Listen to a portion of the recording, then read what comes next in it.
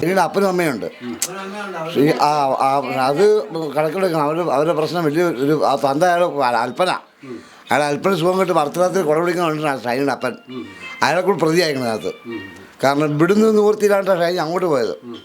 അവിടുത്തെ ജീവിക്കാൻ വെച്ചാൽ സ്വന്തം വീടാണ് ഷൈനിയുടെ. അവിടെ ഗതിയില്ല.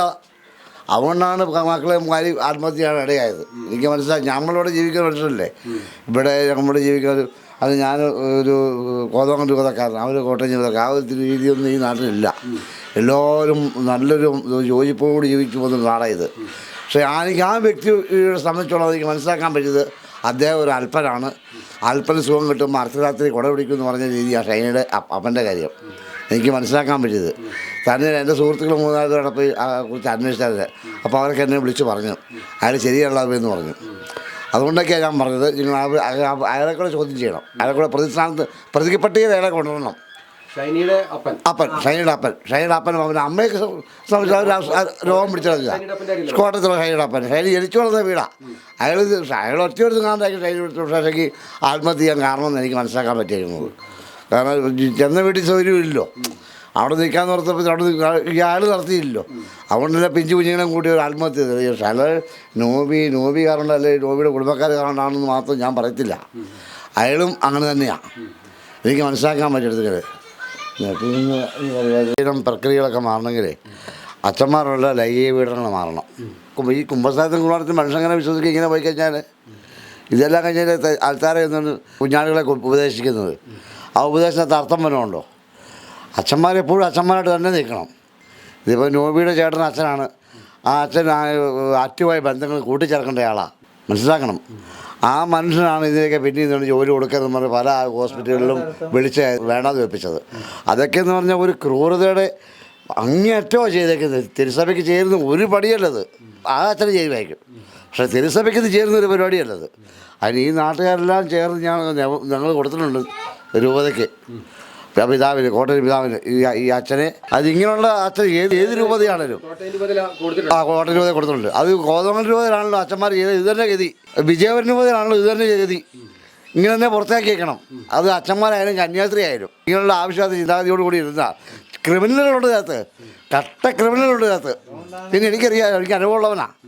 ഞാൻ തന്നെ വിജയപുരം സെമിനാരി പോയ ആളാണ്. അവിടുന്ന് ഒടുക്കത്തെ തിരിപ്പ് കൊണ്ടും ബുദ്ധിമുട്ട് കൊണ്ടും പ്രയാസം കൊണ്ടും പിടിച്ചു നിൽക്കാൻ പറ്റാണ്ട് ഞാൻ പോകുന്നത് അവിടുന്ന്. അല്ല ഞാനിപ്പോൾ ഞാൻ വിജയപുരം കോട്ടയം വിജയപുരം ഞാൻ അച്ഛനായ ഞാൻ ഉൾപ്പെട്ട ആളാണ്. ഞാൻ ഊരിക്കളഞ്ഞത് ഇവരുടെ പ്രവൃത്തി കൊണ്ട് ശരിയില്ലാതെ എനിക്ക് മനസ്സിലായതുകൊണ്ട് ഇതെല്ലാം ഞാൻ പാടെ ഉപേക്ഷിച്ച ആളാണ്. അവിടുത്തെ പീഡനം സഹിക്കാതെ ഞാൻ ഊരിക്കളഞ്ഞ് പോകുന്നത്. തമിഴ് പോര പടയാണ്. അതുകൊണ്ടൊക്കെ ഞാൻ പോകുന്നത്. ഇത് ഒരിക്കലും അതും സഭയ്ക്ക് ചെയ്യുന്ന പരിപാടികളല്ലത്. ക്രിസ്തീയ സഭയെന്ന് പറഞ്ഞാൽ സത്യം, നീതി, ധർമ്മം ഇതാണ് പുലർത്തേണ്ടത്. അതൊന്നും ഒരിടത്തും ഇല്ല. ക്രിമിനലുകളുണ്ട്, കട്ട ക്രിമിനലുകളുണ്ട് അതിനകത്ത്. അതേക്കുറിച്ച് ഇറങ്ങി അന്വേഷിക്കാട്ടാ. കാരണം വെച്ചാൽ നമ്മൾ ഒരു കാര്യം അങ്ങോട്ട് പറയാൻ നോക്കിയാൽ അച്ഛന്മാർ സമ്മതിക്കാമല്ലോ. അച്ഛന്മാർ ഇങ്ങോട്ട് ഓർഡർ ഇടുക, ഓർഡർ അങ്ങോട്ട് ഇട്ടോളുക. ആ കാലമൊക്കെ പോയി. ഇന്നിപ്പം തിരിഞ്ഞെന്ന് ചോദിച്ചു സമയം കൊണ്ട് ഇപ്പം ഇതെന്ന് പറഞ്ഞാൽ അച്ഛന്മാരല്ലെങ്കിൽ കന്യാസ്ത്രീകൾ ഇങ്ങനെ ചെയ്യുന്നു പറഞ്ഞെടുക്കാൻ പറ്റുമോ? നാണക്കേടല്ലേ. പക്ഷേ അതൊക്കെ ഇപ്പോൾ പോയി. എന്ത് കണ്ടാലും തെറ്റ് കണ്ടാൽ തെറ്റാന്ന് തന്നെ തുറന്ന് പറയും, ശരി കണ്ടാൽ ശരിയാന്ന് തന്നെ പറയും.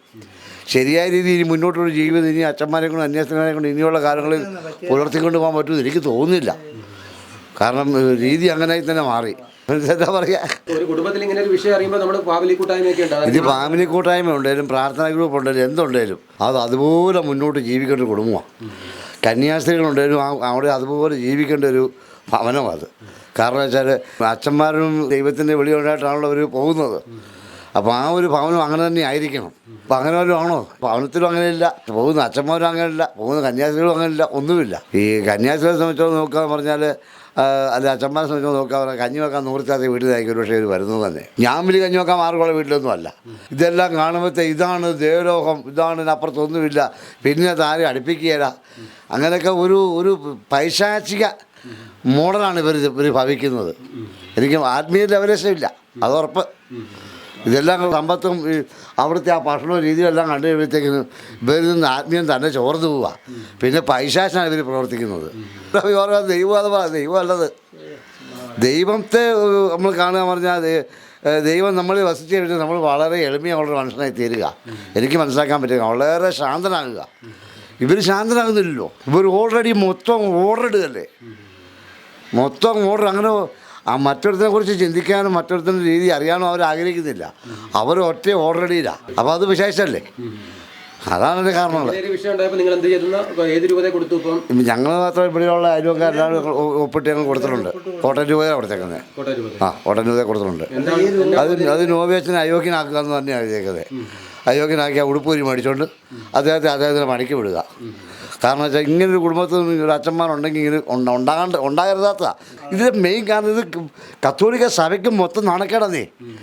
ഇവരെ സംബന്ധിച്ച് ഇവർ ശുദ്ധരക്തക്കാരാന്ന് പറയുന്നുണ്ട്. അവർക്ക് ഏറ്റവും കൂടുതൽ ബാധിക്കുന്ന അവരെയാ. അത് നമുക്ക് ഇങ്ങനെ വരുമ്പോൾ കത്തോലിക്കാരെല്ലാം ഒറ്റക്കെട്ടാവും. കാരണം ഇത് എൻ്റെ കുടുംബത്താണല്ലോ, എൻ്റെ മാൻ അങ്ങനെ ചെയ്തെങ്കിലും ഞങ്ങൾക്ക് തന്നെ ഗതി. ഇത് ആരും തിരിഞ്ഞൊന്നും ചിന്തിക്കുന്നില്ലല്ലോ. എല്ലാവരും തിരിഞ്ഞൊന്നും ചിന്തിക്കണം. കൂടുതൽ വാർത്തകളും വിശേഷങ്ങളും നിങ്ങൾക്ക് ലഭിക്കാൻ കേരളീയം ന്യൂസ് സബ്സ്ക്രൈബ് ചെയ്യുക. കൂടെ ബെൽ ബട്ടണും അമർത്തുക.